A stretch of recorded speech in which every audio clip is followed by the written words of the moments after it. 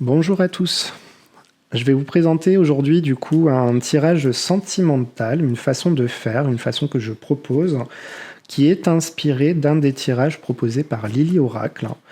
Je mets le lien de sa chaîne en description. Vous avez beaucoup de méthodes de tirage qu'elle propose qui sont très intéressantes sur plein de façons de faire, vraiment très intéressantes. Du coup, je m'inspire de son tirage en 3 colonnes sur le domaine sentimental, mais je l'ai développé un petit peu différemment de mon côté et je vous invite d'ailleurs à faire de même, hein. Vous pouvez vous inspirer de méthodes de tirage et laisser libre cours à vos ressentis, à votre façon de faire. D'ailleurs, si je tire 3 cartes par exemple, il m'arrive à des moments d'en tirer une supplémentaire, d'en tirer par deux, etc. Il faut vraiment se faire confiance et suivre son intuition au moment du tirage. Comment va fonctionner ce tirage? Alors, moi ici, j'exprime le consultant ou la consultante. Ici, la personne autre qui est concernée du coup par le tirage. Là, on est bien sur un tirage orienté sentimental en lien avec deux personnes.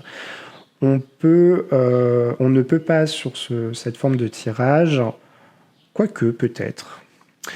On peut peut-être essayer de trouver, peut-être ne pas connaître le nom de la personne et essayer de voir s'il y a quelqu'un qui s'intéresse au consultant ou à la consultante.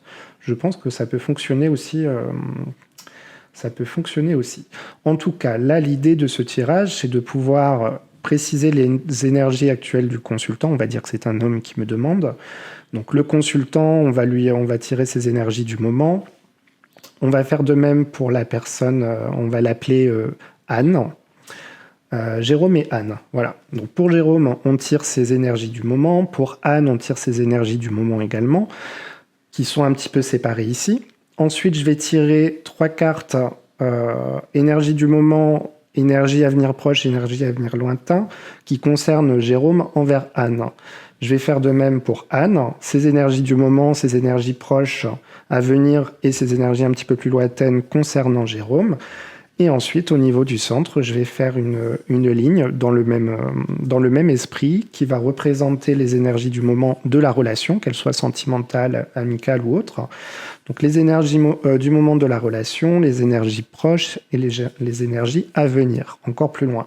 Et vous pouvez même continuer le tirage si vous voulez avoir un petit peu plus d'informations dans la continuité.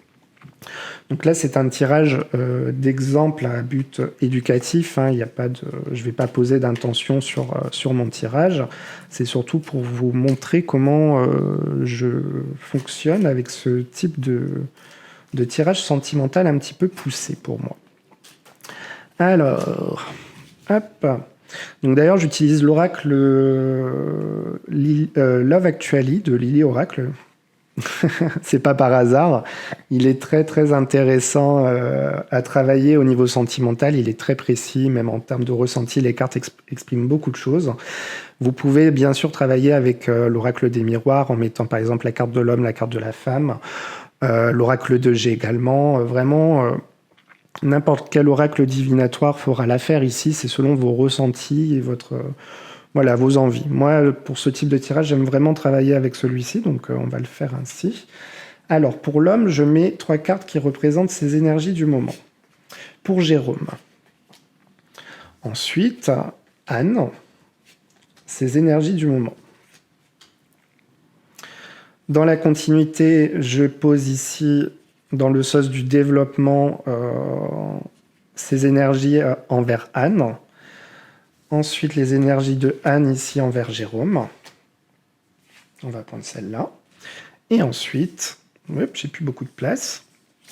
Au niveau central, je vais en mettre 3 qui vont représenter, du coup, comme je le disais, la relation. Les énergies liées à la relation. Hop. Alors, du coup. Donc là, par exemple, concernant Jérôme, moi, je retourne en général les 3. Ça dépend. Des fois, je retourne pas les 3 en même temps. Des fois, je le prends dans le film.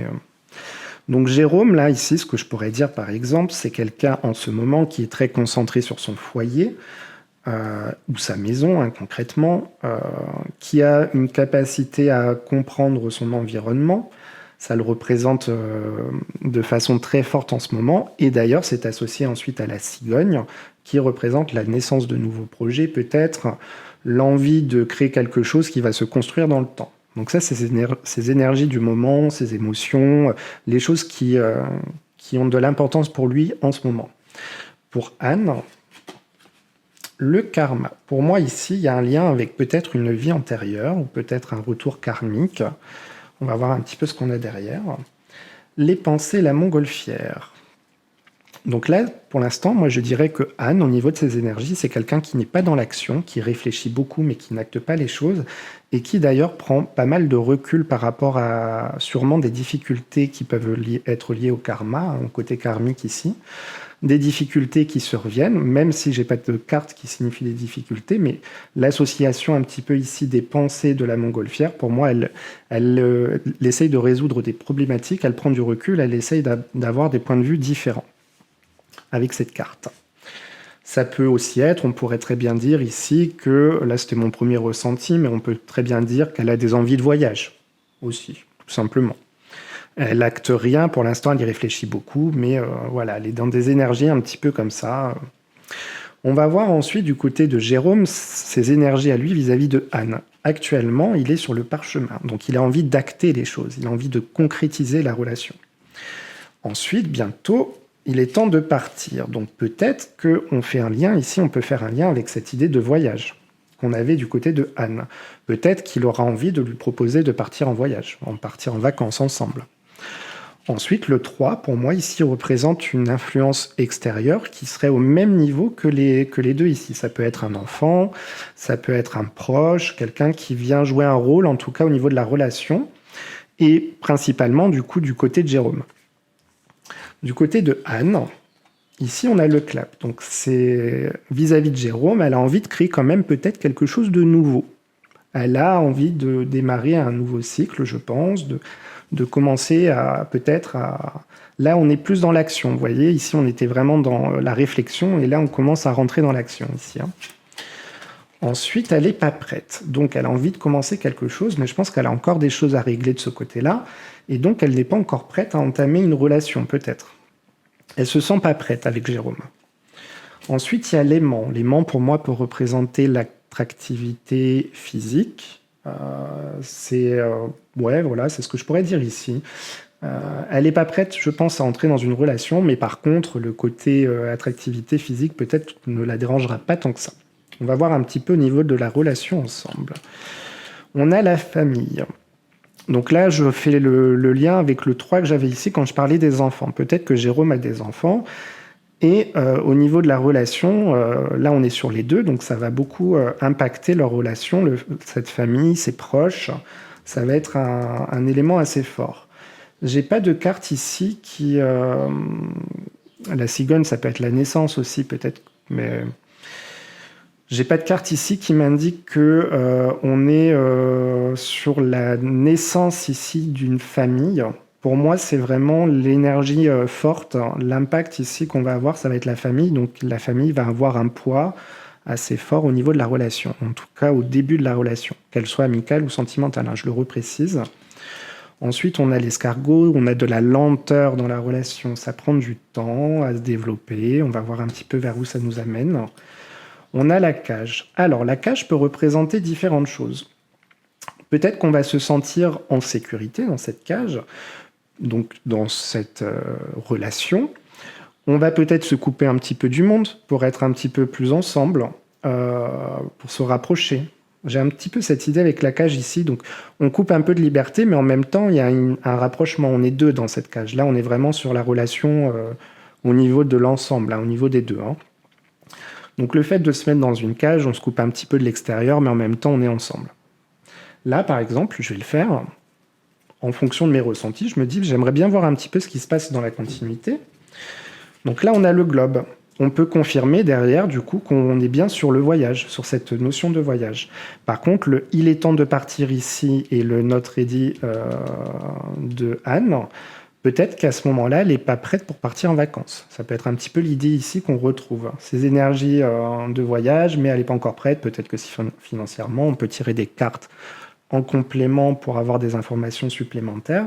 Mais là, on a peut-être finalement cette idée de voyage. Là, on se concentre un petit peu ici, on se coupe du monde, mais après, on décolle. Et après, dans la continuité, j'ai ici les papillons qui indiquent une forme de transformation, d'élévation au niveau du couple, au niveau de la relation. Pour moi, j'ai dit couple, mais on n'est peut-être pas sur un couple encore. On remarquera d'ailleurs dans ce tirage qu'ici, au niveau de la relation, je n'ai rien du tout en lien avec le sentimental. D'accord.